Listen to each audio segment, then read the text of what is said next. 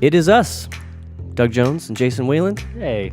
It's Doable Discipleship, the Saddleback Church podcast and YouTube show designed to help you deepen your friendship with God, or, as we so lovingly call it, the show that helps you grow. Oh, is that William Shatner? Yeah. Wow. That's what I was going for. Fine job. I was able to pick it up. Good. That's a good start. We want to start this episode just with a little disclaimer.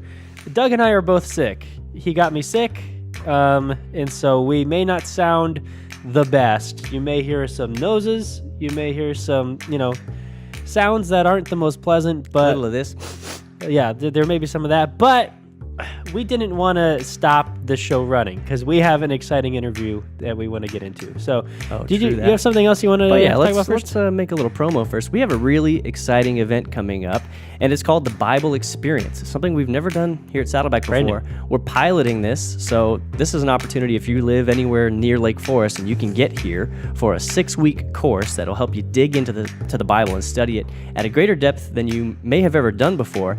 Check out the Bible Experience. I'm going to link to it in the show notes so you can check it out, but it kicks off on October 3rd here at the Lake Forest campus in Tent 3, which is the biggest tent at the middle of the campus, and it goes from 6:30 to 8:30. It's 6 weeks long. Is there a break in there somewhere? Maybe 7 to 9, just so you know. May end up being 7 to switching 9. the time. Okay, well, if that happens and you register for it by clicking the link, you'll be able to. There is a break because of Halloween, but anyway, pretty much 6 weeks.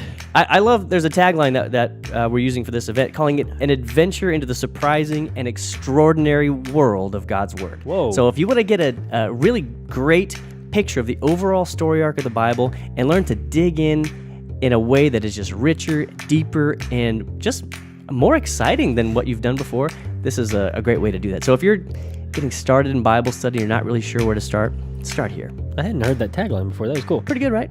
Yeah. Okay, so today we have a very special guest that is joining us today. His name is Mark Carver. He is an elder of Saddleback Church. He oversees the office of the pastor, so he works a lot with Pastor Rick and his team.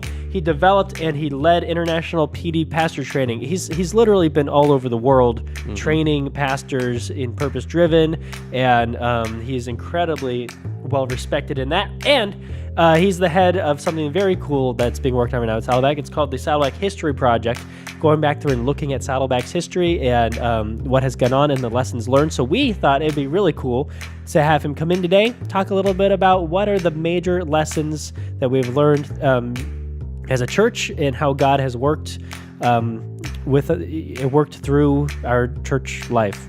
Yeah. Kind of broke down there at the end. It's the cold. So anyway, we got Mark Carver, and we're going to have a really fun conversation right after this.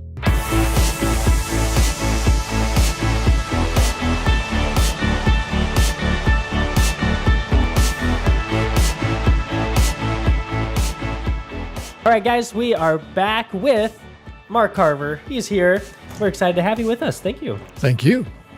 Well, we got a few questions for you, Mark. Okay. And we'd love to hear, just from the wisdom that you've gained here all your time at Saddleback and working on the History Project, which we mentioned in the intro and all that good stuff. But let's start off just what brought you and your family to Saddleback in the first place? Well, actually, I moved into the area about 29 years ago. So I've been here a long time. Wow. And when we first moved down, of course, we were looking for a church. And we were actually part of a church plant when we first started out. And it didn't work out. And during that time of the church plant not working out, we just kind of visited other churches. And we came here and we just felt like, this is home. I was actually kind of Saddleback Sam. My wife and I were both professionals, both working. We had kids, so we were the target audience at the time. Wow. So when we came here, everything was geared and aimed towards people like my wife and I and our kids. Yeah. So we just felt at home. Yeah. So just from day one, it was kind of crafted for where you were in life. Yeah. And, Yeah. Mm-hmm. And how did your kids like it growing up? I mean, this is the church they grew up in then, from pretty much actually, from a very young age, right? They didn't have any choice. I mean, they had to like it, right? Yeah. They all grew up here. Yeah. And I think my oldest at the time when we first moved here was 5 years old. So she got right involved in the kids programs, of course.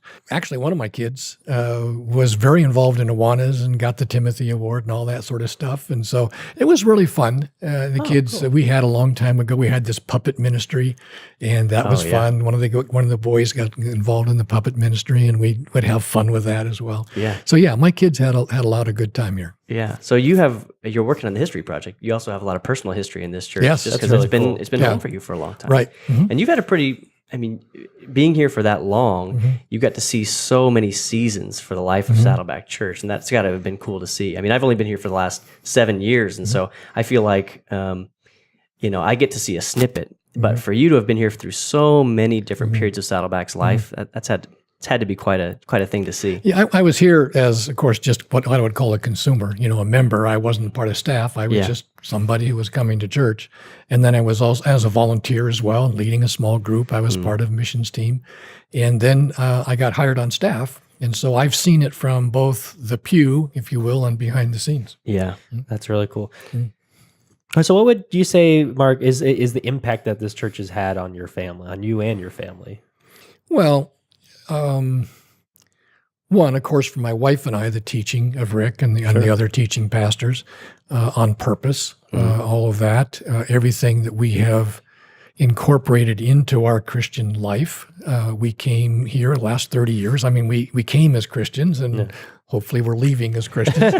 But as we came, we had a lot of preconceived ideas about church, and slowly we learned how Saddleback did stuff, and we adopted that into our life. And of course, with the Rick writing the Purpose-Driven Life book, much less the Purpose-Driven Church book, all of those lessons that Rick had been teaching all through the years, as we read that book, we went, oh, well, that's kind of, this makes sense. Well, it was kind of normal to us because we'd been hearing it for so long, right? That was just normal for us. So the impact on my wife and I and our marriage, really good. Great, really. But more than that, it wasn't what we were able to receive, it was what we were able to give. Being volunteers, being involved in missions, we do premarital counseling as part of our ministry, being able to be a part of a community that is other-centered, that is giving, has enabled our family to really be that way as well. Yeah. And as you know, I got to travel quite a bit, and I made sure that all my kids would go with me at one time or another. So that's cool. Exposing them to the world outside of this Southern California, Orange County bubble has been really, really important. And your wife was on the disaster relief team, right? Still is. Still is, yeah. And that's really cool. She really enjoys she enjoys disasters, I guess. That's the right way to say it. She just rubs her hands together here comes a good one. No, she really enjoys helping people in a tangible way that way. Yeah. And so she's been leading a lot of teams. She was part of the refugee crisis as far as helping, you saw pictures on the TV about, people coming off the rafts in Greece and all that. Well, she was there, part of that kind of a thing. Wow. Katrina, all those disasters. She was over in Japan when the nuclear disaster hit. So she's done a lot of that. And our kids have been traveled to many countries doing missions work. And they just got the love of people in other cultures from here, really. Yeah, that's cool. What was your first position on staff, and how did the transition happen from a member of the church to entering staff? Well, I'd been involved with mission all along. As a volunteer, a long time ago, I worked for World Vision. Then I went into the business world. And when I came down, in fact, the reason I came to the Saddleback Valley was because of a job change. And so when I came down here and we looked for the church, I came here. But I was always involved in mission. And one time, Doug Slabaugh and Rick asked me to be the missions pastor. And I says, no, you don't want me to be the missions pastor. You need somebody who's more of a shepherd for that. But there is something that I see here that needs to be looked at and expanded more, and that was training pastors internationally. I had a love for training, a love for international, a love for the church. And so that's how I essentially came on staff, part of the missions team, but the responsibility with Purpose Driven to look at how do we expand all of the training that we do with pastors around the world. So that was getting them resources, translating our materials, setting up conferences, traveling with Rick, all that kind of fun stuff that we did I think I did that for about 15, 16 years. Wow. And I suspect your business acumen was something you were able to probably apply quite a bit. Well, I've always been a project guy. Yeah. So yes. Yeah. It doesn't really matter what the project is; you bring the same skills to it. So, Right. Yes. That's one thing I really enjoyed. I don't know if I mentioned this on the show before, but I started as an intern with the Peace Team, and I worked with you, and it was just really cool to get to see how you approached everything that we were doing, because that was back when we were planting the international campuses from a strategic and operational level, and just seeing how you use your giftings in that area, which was so specific and needed, was really cool. Well, thank you, Jason. Thank you. So we're going to talk a little bit about Saddleback's history. You're the head of the history project. You oversee this and have since it began, I believe. Well, about 2-3 years ago, Rick, realizing that he's in the last, or that, excuse me, not the last, but the next season of his ministry. We're never in the last season of our ministry until we have our last breath. Yeah. But in this next season of ministry, he wanted to make sure that the legacy and the thousands and thousands and thousands of resources that we have were preserved. So he said, Mark, I really want to do a formal history project. Yeah. And so we sat down and we talked, and we kind of dreamed about what that would look like. And so he asked me to lead that because, one, I do have the project skills, and two, I just kind of know who to ask for things we don't know and where things are and that kind of a thing. Yeah. It's such a biblical thing to track your history, right? I mean, you see something, especially in the Old Testament, you see again and again, do not forget the Lord your God who did this and this, and people setting up monuments to remember the big things that God did. And I love that Saddleback's taking the time to chronicle the things that have happened so that we can, for generations to come, we can celebrate what God has done in this place and continues to do. The word, you mentioned it was remember. All through Scripture, you have the word remember here and there. And the History Project is kind of outlined by these words. Let me just read them so I get them correctly. Sure. Remember the blessings, remember the miracles, the tests, the lessons, and the leaders. Oh, wow. Remember those things. And so the History Project is really remembering our history through the stories of the tests, the lessons, the blessings, the miracles, and the leaders who led us. Yeah. And that's really the history. It's a story. It's not a set of facts. Yeah. Oh, I love that. Yeah, that's really cool. And it's cool because you not only have experienced it in all of your time here at Saddleback, but now you get to go back and chronicle it.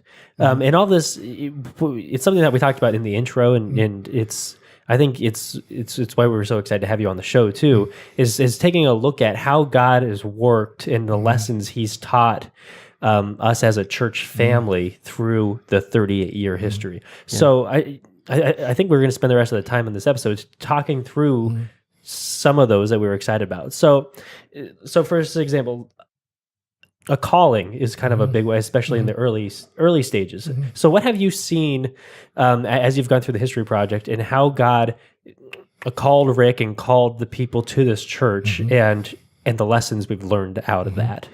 Well, you started out with the right word, which is calling. And let me kind of give you my answers through the person of Rick. Even though this is a church that's made up of a lot of people, it came about because of the faith and the perseverance of Rick and Kay. Yeah. And so the very, very beginning, and this is applicable to our personal lives as well, one of the most wonderful things you can do is figure out what your calling is. What are you committed to? What are you willing to die for? What is really, really important to you? So Rick, early on, I think it was around 16 years old, began to feel the call of God in his life to be a pastor, to be a minister.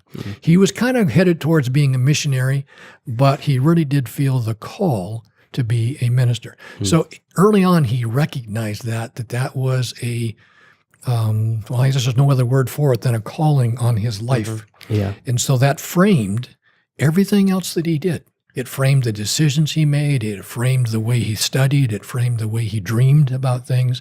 That calling was the first foundational act that he had that really helped build this church. Yeah. So you can't understand this church without first understanding Rick's calling. And Kay's too, by the way. This is the story of two people, not the story of one person. Right. Yeah. I think it's so remarkable that God called Rick and made that calling clear and really drilled that in at such a young age. And Rick has been able to dedicate a huge portion of his life to the mission of Saddleback Church and toward God's ultimate call in his life. And I think that's, Rick's story is a story of tremendous blessing. God's done incredible things through him, but it's been possible for that to happen over a long period of time. I mean, I think of myself at 16 years old, receiving a call from God like that. That was not even on my radar. Well, remember, it wasn't a plan. Yeah. Okay? It wasn't all laid out. Yeah. It was that understanding that as his closeness to God grew, that God had something for him to do. Mm-hmm. Rick didn't know what it was, and he certainly didn't know how it was going to unfold. Mm-hmm. He just knew that there was a presence in his life that we would call a calling, that he had a direction. And so he was going to discover what that direction was. Mm-hmm. So he never wavered from trying to figure that out. And he's still doing it. I mean, we never get there. Yeah. We're always living out this calling, but it wasn't a plan. Yeah. Yeah, and it wasn't necessarily a straight line from that calling to Saddleback Church. There were plenty of, kind of intervals that were built in there. Mm-hmm. Well, let's talk about vision next. Mm-hmm. I think that's a big one, because the calling is one thing, but having a sense of direction as to, what we're actually meant to accomplish is something entirely different. Vision is the beginning of the plan. I mean, it's kind of seeing through the mists a little bit, but something's there, and that's the vision of it, and yet you don't want to know it all up front. Because that's part of the wonderful experiment that God gives us in life, is discovering what he has for us. Yeah, and participating in that. If we wanted to see it all, or if we did get to see it all at once, we'd go, no, I'm not sure I want to do that. But the vision of this is Rick knew, and Kay, and there's a big, big story behind all this, and it's a really fun one that someday I may share, that they knew they wanted to plant a church. Mm-hmm. And they knew, at that time in history, by the way, church planting wasn't very popular. It was always going to work for the biggest church you could find to be on staff at. And church planting was not even a thought in most seminary students' lives. But Rick and Kay knew that they wanted to plant a church. And they knew that they wanted to plant a different kind of church than the churches that they had seen. And the rubric around that is really that they wanted to plant a church for unbelievers. Some people did plant churches, but at that point in history, remember, that was almost 40 years ago, people weren't talking about reaching the unreached. They weren't talking about reaching unbelievers as a strategy. Yes, we had evangelism. Yes, we had outreach. Yes, we had, big conferences and those kinds of things. But to plant a church that was specifically focused on reaching unbelievers was not well known, if known at all. Yeah. Yeah, it was a vision to break some really new ground. And that's, I think, hard for us to appreciate from the current perspective. But that was a completely revolutionary idea at the time. Everything that we are experiencing now and that we teach is just normal. I mean, you guys have come into this church and been taught things and experienced things that 30, 40 years ago were not normal. They were innovative along the way. We've had a lot of innovations. And in fact, one of the themes that I'm trying to develop as I write the history and do a lot of video for it is, what were the innovations of the church? Let me give you an example. One of the innovations of the church is that Rick was very good about being an early adopter of technology for the church. So when fax machines first came out, remember, this is fax machines. You guys are going, what's that? Oh, we have one up here in the office somewhere. It's not used. We dust it off every once in a while. But fax machines were a marvelous invention. Everyone's going, wow. And so Rick thought right away, he says, I'm going to write a devotional, and I'm going to put it on the fax machine. Now, who was his target? Who had fax machines? The only people that had fax machines in that day when they first came out were businesses. And it was a very expensive machine. So you just didn't have a fax machine in your home. You had a fax machine at your business, at your place of work. And so he would write a devotional, and he would send out that devotional, and he called it the Fax of Life. Master of puns. Master of puns.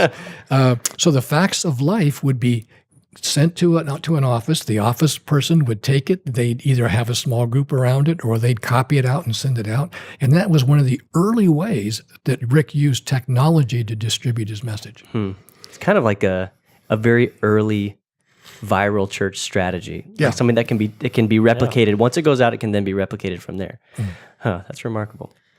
Were you going to say something? Well, I was just going to say, one thing that you brought is the original vision statement Yes. of the church, right? And so since we're talking about vision, I just want to make sure everyone knows that we're going to link this in the show notes so you can check it out. It's also in Purpose Driven Church, so you can see it in the It's in the book, yeah. as well. But it's really cool to go back and read. Like from 1980, this is Rick's original vision statement for the church. Cool. And it is remarkable because remember, calling and vision go together. Yeah. And Rick will always say, it's good to have a vision, but it's even better to express it because he's a leader. Yeah. And the leaders, followers, and the way you get people to follow, the way you get people to give of their time and their resources is to have a vision. Rick is fond of saying people don't give to needs, they give to vision. Yeah.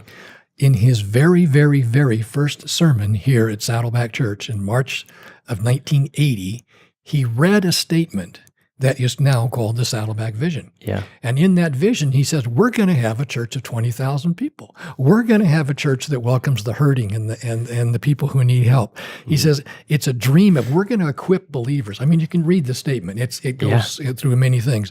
But as you read it, you look at it and go, that happened. That happened. That happened. That happened. It's almost freaky when you're reading it. You're like, oh my goodness. It gets even better.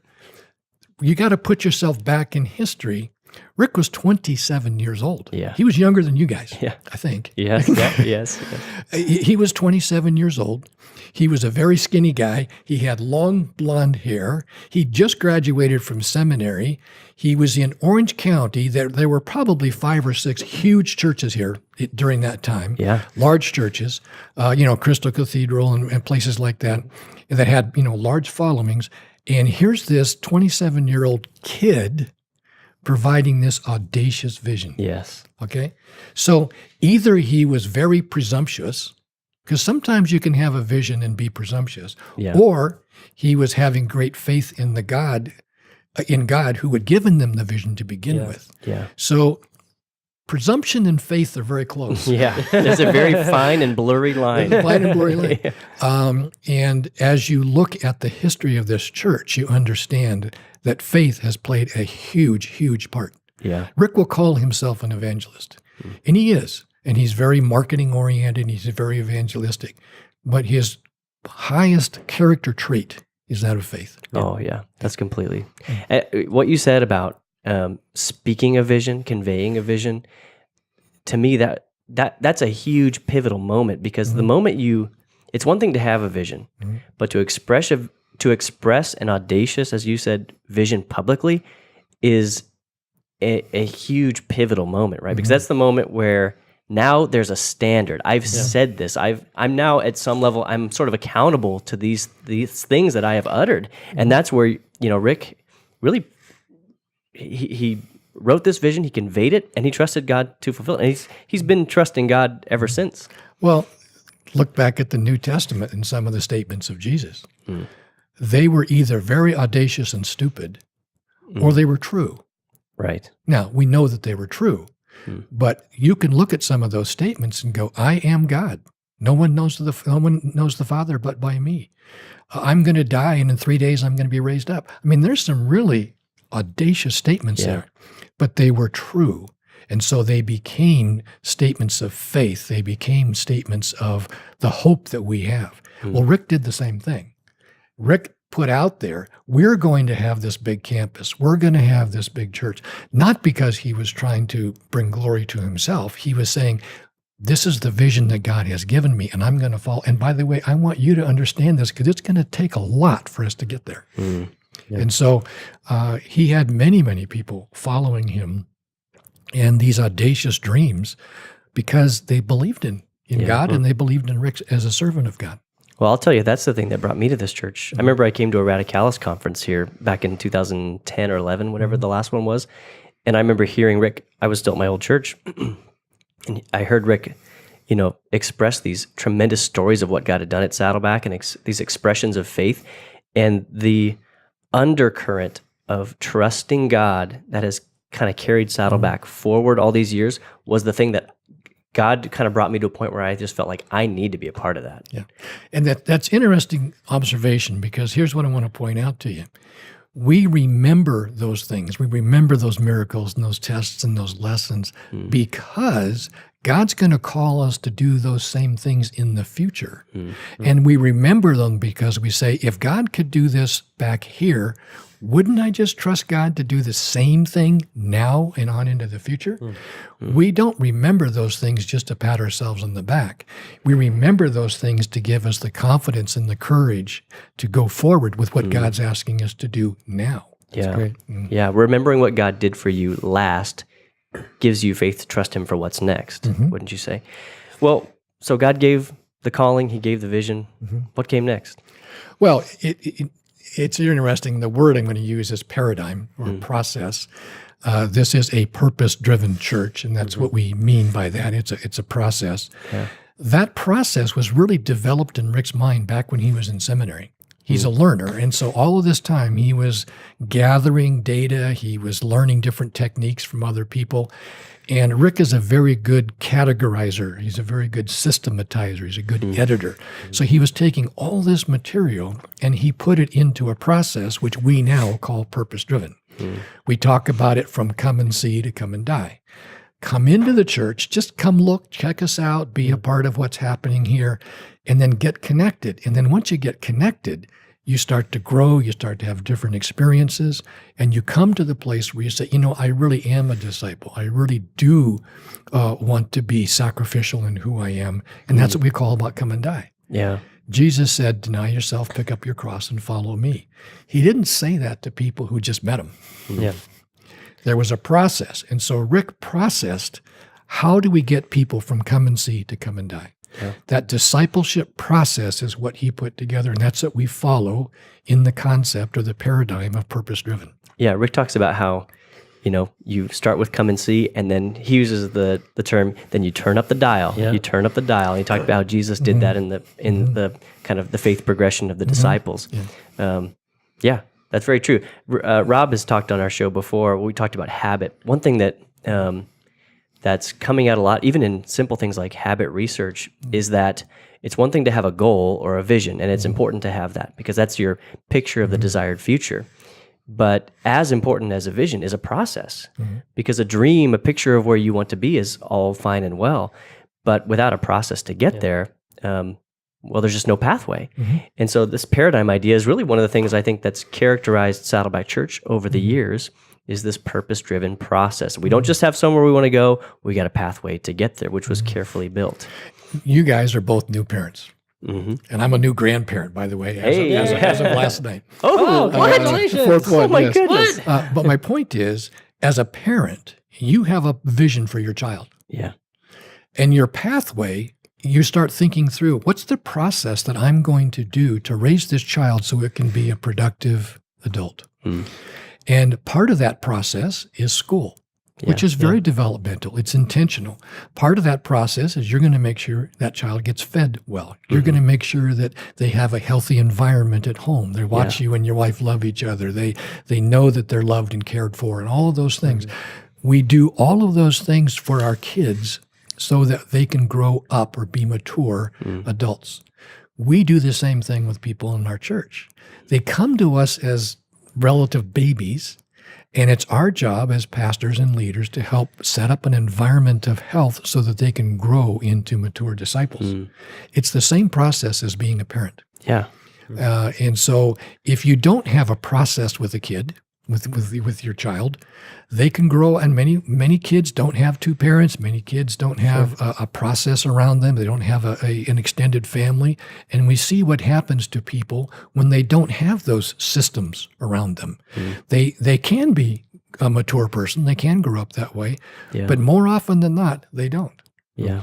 And that's because those systems were not placed around them. Yeah. So what this church does, or what Rick understood, is that we need a system around these people who come and see, so that we have every chance through the work of the Holy Spirit to see them develop and grow into healthy people.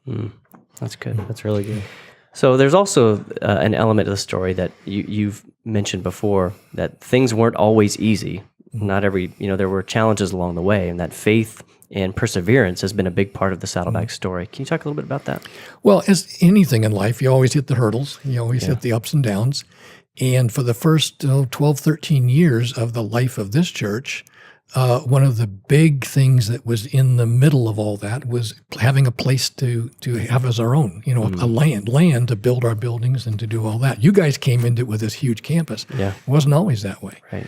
And for the first 12, 13 years, we were always looking for a place to be. Now, remember, Rick's first vision, we're talking about 50 acres. Now, think about that for a minute. You guys know how much your house cost, right? Yeah. Think about 50 acres and how much that would cost now, much less back then. Yeah. And so here we had this 27-year-old kid saying, we're going to have 50 acres. Yeah. Yeah, right. And we had, and so that vision and that perseverance of saying, no, God has called us to have a land of our own. God has this vision that God gave me. It's not mine. Yeah. It's a vision that God gave to me, to Rick. And so he was perseverant in saying, okay, we don't have the land now, but we will. We're going to buy this piece of land. It didn't work out. Okay, that wasn't God's plan for us. We're going to go on to the next piece of land. That happened several times. In fact, this piece of property that we're sitting on now is the fourth property, if I recall right, the fourth property that we actually had control over. And this property came about through a whole series of miracles. That's a whole fun story on its own. But the point is, all through those difficulties, this church grew. Yeah. We went from 150 people in the first service to about 10,000 people meeting in a high school gym. Yeah. Without land. Yeah. So we didn't give up, and we didn't say we're going to wait until we get the land to be mature. We're going to wait until we get the land before we're a real church. We said, no, land is just one of the components of having the vision completed that we want, but it wasn't the main one. Yeah. The main one was this process of building people. Yeah. It's the process of preaching, the weekend, the way we set it up, the paradigm of class that Rick put in place. That grew this church, not land. And that takes so much foresight and discipline to continue doing the process that you believe that, the stick with the process that you believe is from God and keep going after the vision that you believe God is given and do it even in the face of things not seeming like they're panning out quite right or a property didn't work out or that kind of thing. That's a level of discipline that I feel like I'm like nowhere near. And Rick's ability and the church around him, the total ability of this church to persevere through those hard seasons is absolutely incredible to me. Remember, during those hard seasons, we were seeing miracles. We were seeing lives changed. We were seeing people come to Christ. We were seeing people baptized. So it wasn't like we were wandering around the wilderness. Yeah. And it's not like you had no reason to trust God. No, we had Even reasons. though the campus was a moonscape, you weren't wandering around. Yeah, by Kay's definition. We had tremendous fun, if you will, in the life change of people. We had tremendous satisfaction in seeing people who were headed in the wrong direction become headed in the right direction. We had tremendous benefit and blessing from seeing marriages saved and seeing kids come to Christ and all those kinds of things. Yeah. When you measure it against all that, having a piece of land is inconsequential. Kind of gets small, yeah. The land is just a tool. And we had plenty of tools. We just didn't have that tool. When we were able to get that tool, then the church did continue to grow. But then we got to a place where it wasn't big enough for the people we had. That's a whole other part of our story. Okay, but the point is the process, the life change process, was what kept us going, not the ability to have a piece of land or not. And that's something that you can see a lot more of in class 101 too, is there's a whole element of that class that's the history of Saddleback, and you get to see the video where Rick is driving around and he goes to the different areas of land that once were and were not no more, and he tells that whole story. So it's a really cool story, and it's always amazing to see people are always just in awe of the faith and perseverance, to go back to what we're talking about, as that element. It's always is a really powerful story. Yeah, you got to realize that even during the difficult times, God doesn't leave you alone. Right. He was present the whole time. And so that presence of God, if you look for it, if you accept it, is always there to give you courage. It's always there to give you comfort. It's always there to give you direction and guidance. Yeah. And that's what we had. And Rick was able to stand up every weekend and say, yeah, we're in trouble over here because we can't get this piece of land or this is happening. But look what God's doing. Yeah. Look what God teaches. Look what God has done in the Old Testament. Look what Jesus said in the New Testament. We were never alone. Yeah. We were never discouraged. We were disappointed, Yeah. but we were never discouraged. Yeah. There was always a wind at Saddleback's back. That which actually kind of takes us on to the next thing, is a culture and the habit of celebration. Talk about that. Well, as human beings, we are just built in somehow in our cultures that we celebrate. No matter which culture you're in the world, you celebrate. Happy birthday. Happy birthday, or Merry Christmas, Yeah. or whatever it is. Happy National Donut Day. Or whatever Hallmark decides to come up with that week. Everything's right? a day now. Yeah. But Rick was very wise in understanding that in order to keep the vision, in order to keep the momentum, in order to keep the courage of going forward, you had to stop every once in a while and celebrate. Because if you don't celebrate along the way, you're waiting for something that may never get there. So let's celebrate those good things along the way. So we celebrated our 5th anniversary service, our 10th, our 15th, our 20th, our 25th. We did those kinds of celebrations. We celebrated every week baptisms. That's a celebration, right? We celebrated, if you want to call it that, communion. It's a remembrance. It's a celebration of what God has done for us on the cross.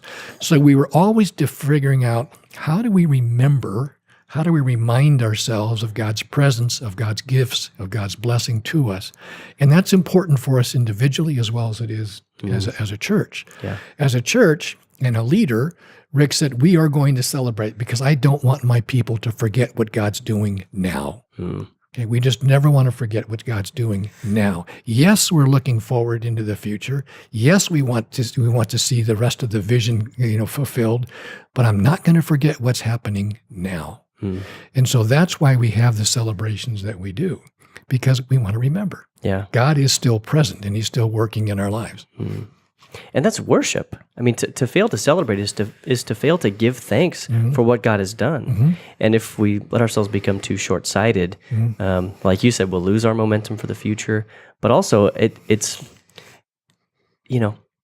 upon us to stop every once in a while and just say, thank you, God, for the things that you're doing. And that's true corporately as a big church family. And it's also true individually. Rick's taught on the attitude of gratitude for years. That's a phrase that's, I think everybody who's been at Saddleback for at least a little while has heard Rick talk about having an attitude of gratitude.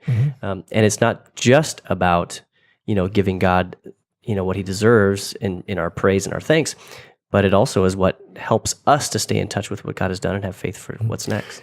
And most of the time when Rick is teaching that thankfulness, he's teaching it in the context of trauma and context of trouble, context of things not working out well. Yeah, life doesn't go well for a lot of people. It's not always a bed of roses. But in the midst of that, we have the promise of God's presence. And in that, we should be thankful. Yeah. So that's what Rick preaches. And I think it's given life and hope to a lot of people who otherwise would really fall into deep depression. Yeah. I think there's something so special about, especially how often Rick goes back and talks through the history of Saddleback, which he does so at least once a year. He kind of talks back through it, and then in different campaigns, like in Daring Faith, that was a big part of it. And it's always in the element of celebrating what God has done in both good and bad seasons through the church's history. And there's something that's so honest about saying, hey, here's a time that things weren't going so great, but we can see how God was building and growing our personal faith or individual faith in the midst of corporate struggle. And then and all through like the good seasons and how God, was pouring out and blessing in different areas. And so I think there's something that's so special about that we do that, that it's good for anybody to go back through their history and just say, walk through how God has worked in their life through the good and the bad, and just take a look at it and give it that Thanksgiving that you were talking about, and look back and how God has brought you through, whether it's good or bad, till now, and moving forward. And remember, Rick teaches that we all have a purpose in our life, and that's how we're most fulfilled. And in Class 301, we use the concept of shape, S-H-A-P-E. That concept of shape really is our history. Yeah. It's who we are. It's what's made us. Those experiences, whether they're good or bad, the E of shape, whether they're good or bad, are what can be used in our ministry and what gives us purpose. Yeah. So shape is your own history, if you will, and it's important for us to understand that. Yeah. I know that I'm probably not alone in this, but I'm the kind of guy who tends toward I tend to easily forget the great things that God has done and end up get down on things or how I wish things could be. And I don't know if that's a personality thing or a maturity thing or a combination, probably a combination of the two. But I know that this is a discipline that I'm seeking to build into my life more and make sure that there's time I take every single day to say thank you to God for the things He's given me. And it really is amazing. We talk about it so much that it's bordering on cliche, but it is so true that if we will take the time to worship God for what He's done and to thank Him for all the things that He's blessed us with, that it will give us a more well-rounded picture of our entire life, realizing that things usually aren't as bad as they seem to be in your kind of momentary perspective, and just beginning to see things through His eyes a little bit more. You started mentioning a doable, so let's talk doables. Doables for you guys today. The first, we've mentioned both actually. So the first is take Class 101. Hey, if you haven't, why? Do it. There's a whole history section in Class 101 that is so powerful. Yeah, it's really powerful. So it's usually the first or second week of every month at every campus. So you can go online at saddleback.com/class. Links in you'll the see show your notes. next dates. Yeah. And then the other one is just a little exercise that we'd really encourage you guys to do. And that's just is ask yourself, what has God taught you through the past seasons of your life? It's taking a kind of an overview look of your life through all the ups and downs, the highs and the lows, everything that's gone on, and just think and really try to process and analyze how God brought you through each of these seasons and what He taught you. And maybe even write down in a journal or whatever, just life lessons that you have learned through those times. And because that's what we're doing with the History Route. It's really it's a look at what God has taught us, and that's so important throughout the rest of your life to be able to go back and look at and celebrate in Thanksgiving and remember, like we talked about earlier. Yeah. Rick took our staff through that exercise down at the ranch earlier this year, and I remember that being very powerful for me. So I'll put some steps in the show notes that'll kind of walk you through that process, because you may be thinking, okay, I want to plot that out, but how do I do that? I'll put a few prompts down there to get you started in that. You were going to say something. I want to add a doable. All right. This history project is huge. Oh, yeah, and yeah. I need volunteers. All right. Oh, yeah, I saw the flyer. I meant to get to do that. We can put the flyer in, maybe the links. Sure. But I need editors, interviewers, all sorts of different archive people, and we have lots and lots of things to do, and it's a fun team. Cool. Yeah, if you have some time and this is something that sounds like super interesting, which it should, because it is, then we'll post the flyer in the show notes, and you can contact the info on the flyer and go from there. Very good. That's a great step. I know there's a lot of people out there that would love to dig their fingers into that. Cool.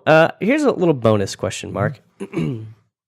Anything you've read recently, anything that you think might be good to do a little book plug? Sure, you would think as a pastor, you're going to say, oh, what's the deepest spiritual book you're reading right now? Actually, what I'm in just started right now, and this is an exercise I've been doing for quite a few years with all these kids I've got, 5 of them all grown.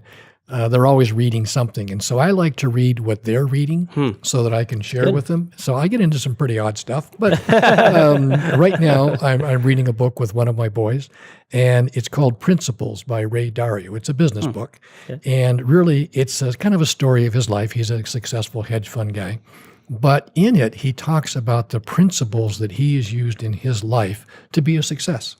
And it's very, very interesting because he's talking about not only success, but he's talking about as you do it, how are you treating people? and he's talking about being humble, and he's talking about searching for truth. And this is a secular guy. He's not coming from a church perspective at all, but he is saying you must search for truth if you're going to be successful in life. And it's a big book. I'm at like 600 pages, and I'm just in the very beginning of it, so I can't even begin to summarize it. Yeah. But one of my boys got me into Game of Thrones, and that was a mistake because that was like 3 books of that thick. So They're very long. yeah, but at least I'm having a chance to talk with my kids about things that interest them. Yeah. So I would encourage you, if you have kids, grown kids, what are they reading, and read it along with them. Because Yeah, mine's that's good. reading The Very Hungry Caterpillar. Yeah, that's right. And I use the term reading loosely. So. Yeah. I'm sure it's very loose at his age. 3 months old, not quite there yet. But Well, we'll link principles in the show notes. It sounds like a book that probably contains a lot of great wise sayings that can help bolster people's overall walk through life. I don't know. good job. Grasping for words. We always screw up eventually. Yeah. We talk long I enough. screwed up in the intro. You screwed up in the outro. It's all good. Mark, thanks so much for joining us. Yeah, I today. really Had a appreciate really it. good time. Thanks for your insights. Everybody watching or listening, we love you. If you're a podcast listener and you enjoyed this episode, consider giving us a rating or a review on iTunes. If you do, you'll help other people find us in the future. And if you're thinking, hey, listening's great, but is there a way I can watch these episodes? Yeah, there is. Subscribe to the Saddleback Church YouTube channel for video versions of these conversations, plus lots of other video content. And if you're already watching us on YouTube, subscribe to the podcast so you can listen in the car or wherever else you go. Lastly, you can always get in touch with us by emailing maturity@saddleback.com. Send us your thoughts, send us your questions, your Bible questions, your life questions, whatever. Who knows? Your question just might inspire an upcoming episode. Thanks again for tuning into Doable Discipleship. I'm Doug Jones, and I hope you'll join us again next week.